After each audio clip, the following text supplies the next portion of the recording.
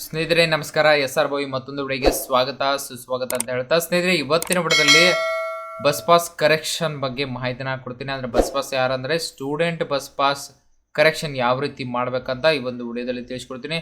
ಸ್ನೇಹಿತರೆ ಹಿಂದಿನ ವಿಡಿಯೋದಲ್ಲಿ ಈಗ NWKSRT ಬಸ್ ಪಾಸ್ನ ಸೆಲೆಕ್ಟ್ ಮಾಡಿದಾಗ ಪ್ರೊಸೀಡ್ ಟು ಅಪ್ಲೈ ಅಂತ ಬರ್ತಾ ಇತ್ತು. ಸೊ ಇದರಲ್ಲಿ ಅಪ್ಲಿಕೇಶನ್ ಫಾರ್ ಅಂತ ಇದೆ ನೋಡಿ.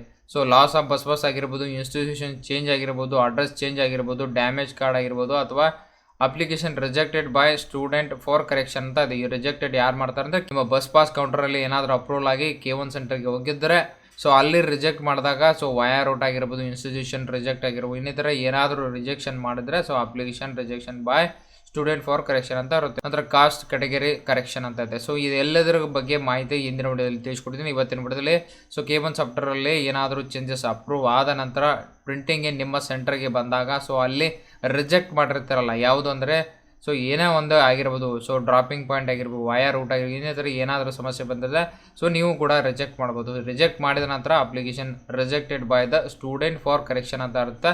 ಸೊ ಅದನ್ನು ಸೆಲೆಕ್ಟ್ ಮಾಡಿಕೊಂಡು ನಂತರ ಆ ವಿದ್ಯಾರ್ಥಿಯ ಏನು ಮಾಡಬೇಕು, ಆಧಾರ್ ನಂಬರ್ನ ಹಾಕ್ಕೊಳ್ಬೇಕಾಗುತ್ತೆ. ಈಗ ಆಧಾರ್ ಕಾರ್ಡ್ ನಂಬರ್ ಹಾಕ್ಕೊಳ್ತೀನಿ.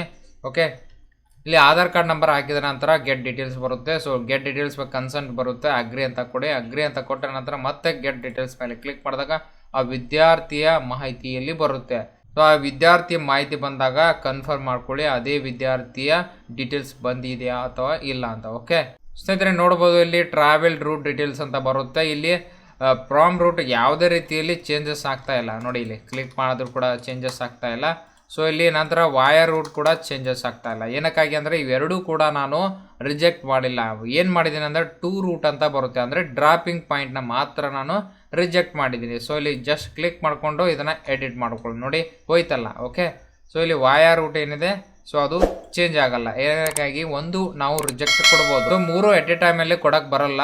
ಸೊ ಒಂದನ್ನು ಮಾತ್ರ ನಾವು ಇಲ್ಲಿ ಕೊಡ್ಬೋದು. ಅದನ್ನು ಟೂ ರೂಟ್ ಅಂತ ಇತ್ತು, ಅದನ್ನು ಚೇಂಜಸ್ ಮಾಡೋದಿದೆ. ಸೊ ಇಲ್ಲಿ ಯಾವುದಿದೆ ಆ ಪ್ಲೇಸ್ನ ಹಾಕ್ಕೊಳ್ಬೇಕಾಗುತ್ತೆ. ಸೊ ಡ್ರಾಪಿಂಗ್ ಪಾಯಿಂಟ್ ಏನಾಗಿರುತ್ತೆ ಆ ವಿದ್ಯಾರ್ಥಿ ಶಾಲೆ ಅಥವಾ ಕಾಲೇಜ್ ಆಗಿರುತ್ತೆ. ಓಕೆ, ಸೊ ಇದು ಫ್ರಾಮ್ ಏನಾಗಿರುತ್ತೆ ಆ್ಯಸ್ ಪರ್ ಆಧಾರ್ ಕಾರ್ಡ್ದಲ್ಲಿರುವ ಪ್ಲೇಸ್ ಇರುತ್ತಲ್ಲ, ಸೊ ಆ ಸ್ಥಳದ ಮಾಹಿತಿ ಇರುತ್ತೆ. ಆ ವಿದ್ಯಾರ್ಥಿ ಎಲ್ಲಿರ್ತಾರ ಅದರ ಡೀಟೇಲ್ಸ್ ಇರುತ್ತೆ. ನಂತರ ಡ್ರಾಪಿಂಗ್ ಪಾಯಿಂಟ್ ಏನಾಗಿರುತ್ತೆ ಆ ವಿದ್ಯಾರ್ಥಿಯ ಸ್ಕೂಲ್ ಅಥವಾ ಕಾಲೇಜ್ ಆಗಿರುತ್ತೆ.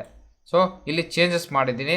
ನಂತರ ಇಲ್ಲಿ ಸೊ ಇಲ್ಲಿ ಡಿವಿಷನ್ ಹಾಕೊಳ್ಳಿ, ನಂತರ ಡಿಪೋ ಹಾಕೊಳ್ಳಿ, ನಂತರ ಕೌಂಟರ್ ಹಾಕೊಂಡು ಸೊ ಇಲ್ಲಿ ಕ್ಯಾಪ್ಚಾ ಕೋಡ್ ಬರುತ್ತೆ. ಓಕೆ, ಕ್ಯಾಪ್ಚಾ ಕೋಡ್ನ ಹಾಕೊಂಡ ನಂತರ ಇಲ್ಲಿ ಸಬ್ಮಿಟ್ ಅನ್ನೋ ಆಪ್ಷನ್ ಇರುತ್ತೆ. ಸಬ್ಮಿಟ್ ಅನ್ನೋ ಆಪ್ಷನ್ ಕೊಟ್ಟರೆ ಆ ವಿದ್ಯಾರ್ಥಿಯ ಆಧಾರ್ ಕಾರ್ಡ್ ಡೀಟೇಲ್ಸ್ ಇರುತ್ತಲ್ಲ ಅದಕ್ಕೆ ಯಾವ ಮೊಬೈಲ್ ನಂಬರ್ ಲಿಂಕ್ ಇರುತ್ತೆ ಆ ಮೊಬೈಲ್ ನಂಬರ್ಗೆ OTP ಹೋಗುತ್ತೆ. ಆ OTPನ ಹಾಕೊಂಡು ವ್ಯಾಲಿಡೇಟ್ ಕೊಟ್ಟಾಗ ಏನಾಗುತ್ತೆ ಸಬ್ಮಿಟ್ ಆಗುತ್ತೆ. ಓಕೆ, ಸೊ ನಿಮ್ಮ ಪಾಸ್ ಫಾರ್ಮ ಅಪ್ಲೋಡ್ ಮಾಡಬೇಕಾಗುತ್ತೆ. ಪಾಸ್ ಫಾರ್ಮ್ ಅಪ್ಲೋಡ್ ಮಾಡಿಕೊಡಿ.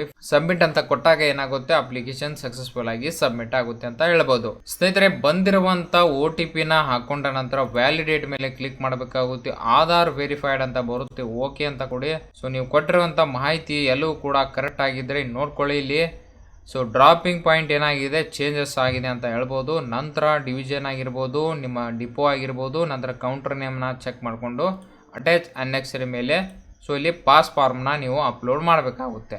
ಓಕೆ, ಇಲ್ಲಿ ಪಾಸ್ ಫಾರ್ಮ್ ಇರುತ್ತೆ. ಸೊ ಈ ಪಾಸ್ ಫಾರ್ಮ್ನ ಅಪ್ಲೋಡ್ ಮಾಡ್ಕೊಳ್ಳಿ. ನಂತರ ಸೇವ್ ಅನ್ನೆಸರಿ ಕೊಡಿ. ನಂತರ ಮೇಕ್ ಪೇಮೆಂಟ್ ಮೇಲೆ ಕ್ಲಿಕ್ ಮಾಡಿದಾಗ ಏನಾಗುತ್ತೆ ನಿಮ್ಮ ಅಪ್ಲಿಕೇಶನ್ ಸಕ್ಸಸ್ಫುಲ್ ಆಗಿ ಪೇಮೆಂಟ್ ಆಗುತ್ತೆ ಅಂತ ಹೇಳ್ಬೋದು. ಸೊ ಪೇಮೆಂಟ್ ಆದ ನಂತರ ನೋಡ್ಬೋದು ನಿಮ್ಮ ಅಪ್ಲಿಕೇಶನ್ ಸಕ್ಸಸ್ಫುಲ್ ಆಗಿ ಏನಾಗಿದೆ ಸಬ್ಮಿಟ್ ಆಗಿದೆ ಅಂತ ಹೇಳ್ಬೋದು. ನೀವು ಅಲ್ಲಿ ಏನು ರಿಜೆಕ್ಟ್ ಮಾಡಿರ್ತೀರ ಅದನ್ನು ಮಾತ್ರ ನೀವು ಚೇಂಜಸ್ ಮಾಡ್ಕೊಳ್ಬೋದು. ಓಕೆ, ಸೊ ಫೈನಲ್ ಆಗಿ ಸಬ್ಮಿಟ್ ಆದ ನಂತರ ಅಕ್ನಾಲೇಜ್ಮೆಂಟ್ ಬರುತ್ತೆ. ಸೊ ಎಕ್ಸ್ಪೋರ್ಟ್ PDF ಮೇಲೆ ಕ್ಲಿಕ್ ಮಾಡಿಬಿಟ್ಟು ಸ್ನೇಹಿತರೆ ಈ ರೀತಿ ಪ್ರಿಂಟ್ಔಟ್ನ ತಗೊಳ್ಬೋದು. ಸ್ನೇಹಿತರೆ ಈ ಒಂದು ವಿಡಿಯೋ ನಿಮಗೆ ಇಷ್ಟವಾಗಿದ್ದರೆ ಲೈಕ್ ಮಾಡಿ, ಸಬ್ಸ್ಕ್ರೈಬ್ ಮಾಡಿ, ತಪ್ಪದೆ ತಮ್ಮ ಬಂಧು ಮಿತ್ರರಿಗೆ ಶೇರ್ ಮಾಡಿ ಅಂತ ಹೇಳ್ತಾ ಸ್ನೇಹಿತರೆ ಇವತ್ತಿನ ವಿಡಿಯೋ ಇಲ್ಲಿಗೆ ಎಂಡ್ ಮಾಡ್ತಿದ್ದೀನಿ. ಮತ್ತೊಂದು ವಿಡಿಯೋ ಜೊತೆ ಬರ್ತೀನಿ. ಅಲ್ಲಿವರೆಗೆ ಜೈ ಹಿಂದ್, ಜೈ ಕರ್ನಾಟಕ.